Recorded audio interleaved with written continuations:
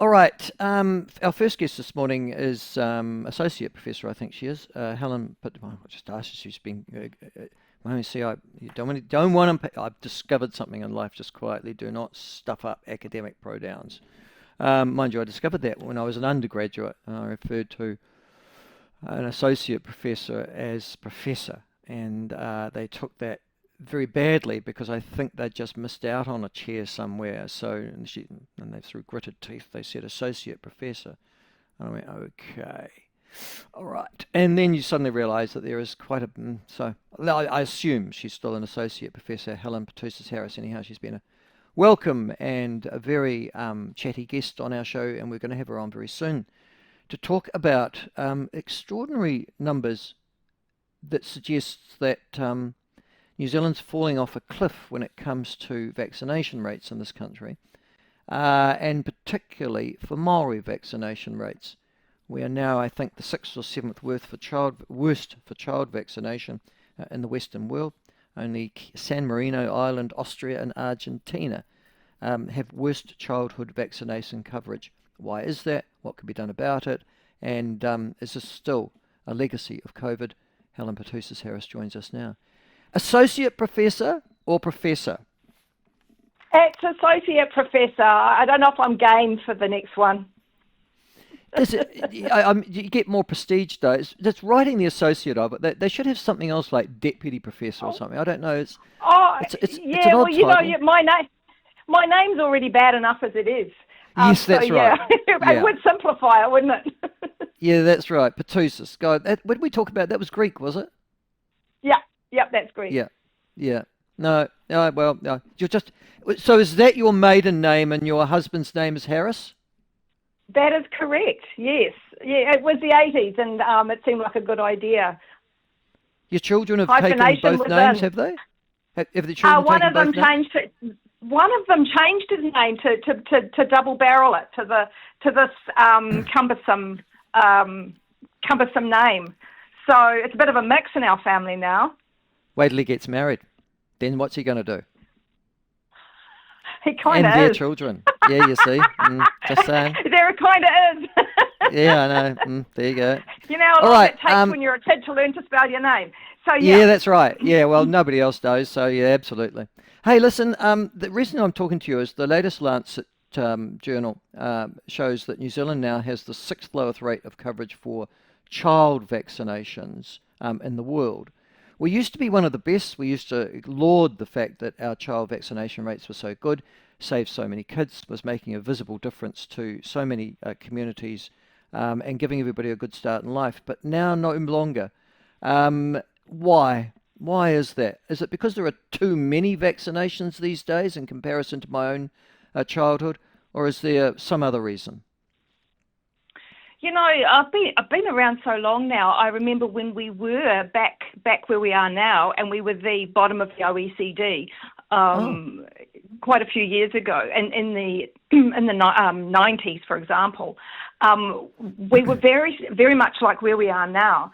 And we changed it without necessarily throwing masses of money at it, actually. The Aussies had the same problem. They threw masses of money at it and solved the problem. And then we came charging along. We actually overtook them. And so when we're talking about where we're up there with the best of them, we really were until about 2016, 2018, so pre-COVID. And then it started to dive. And then, of course, COVID came and it's continued on the same trajectory. So, and at this stage, there's not been any indication that that's changed. So now it's it'd be worse than what's reported in the Lancet probably, because that data won't be fresh.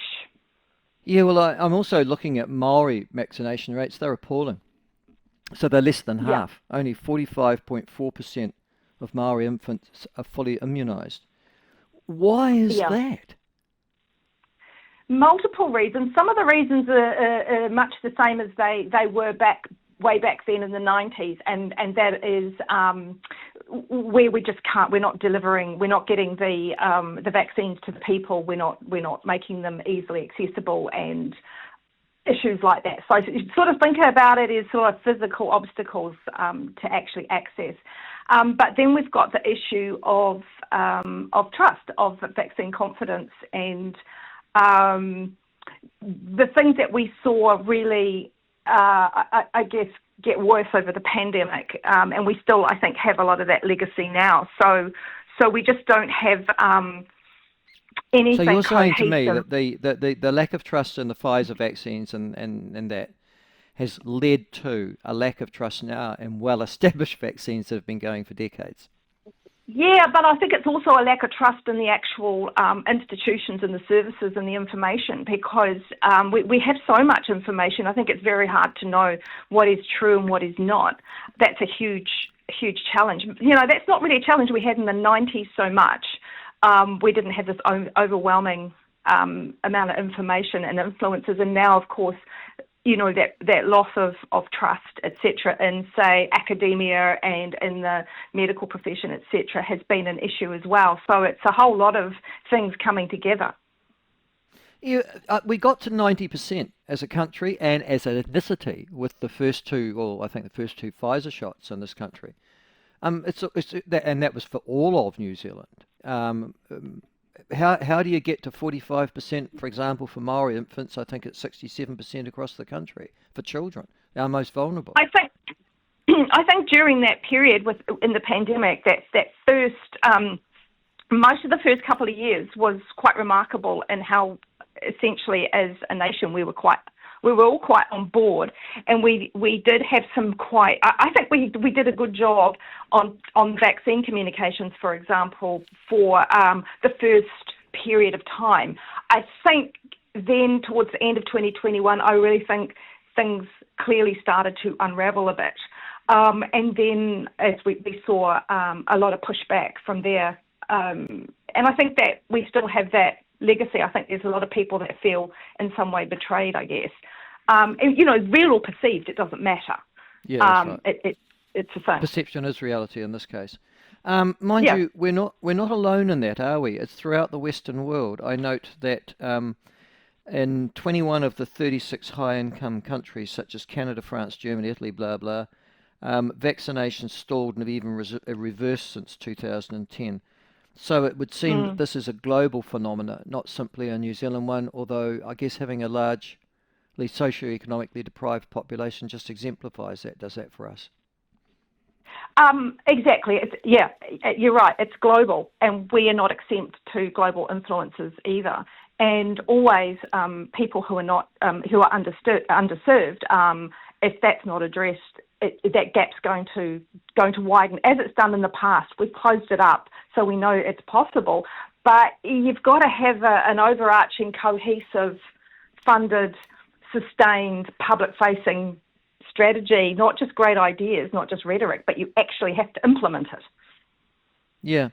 Looking here, for example, there is a suggestion. I mean, I don't know that I can buy this because it seems such a piddling amount of money. But there is a suggestion I see from, now who is it? Ngāti Rona Maiwahine, the Deputy General Director of Maori Health there, John Whanga, who you probably know. And when he was looking and trying to give an explanation for such poor Maori rates, he said, well, there are systemic issues and structural racism. Reports from northern DHBs describe racist, discriminatory and unfriendly enrolment processes. Is that something that you can justify or you've come across as well? Actually, yeah. Years ago, we did some research, and it was quite a big research project actually. And we were trying to understand what actually contributed to either low or high immunisation coverage at that level. And one of the things we identified was actually it can be quite an unpleasant and threatening environment. Sometimes it's just, say, for example, if somebody owes some money, or you've got, say, someone at the front desk that doesn't feel welcoming. Oh, I know. So that was actually a problem of I don't like going there. So it but could it's a well free be vaccination, though. It's a free vaccination. Yes, oh, I see what you're saying. is. So I've been to the doctor before. I owe them money, but I don't want to go back because they'll hassle me over the money. Is that what you're saying? Yeah, that's just one example. Yeah, or if the environment is actually really unfriendly, it doesn't kind of Well, encourage you to access it. no, well, you might well argue a few doctor surgeries around the country are just as you describe them, and not simply for Maori either. Listen, the other thing here, though, is how are we going to overcome this? Because the reality is, as you well know, gosh, this calls to Newcastle really. Um, those kids are likely to end up in A&E with chronic diseases in the future, and our health services are going to be overstretched and burdened as a consequence. So we do need to make a difference. How do we do that?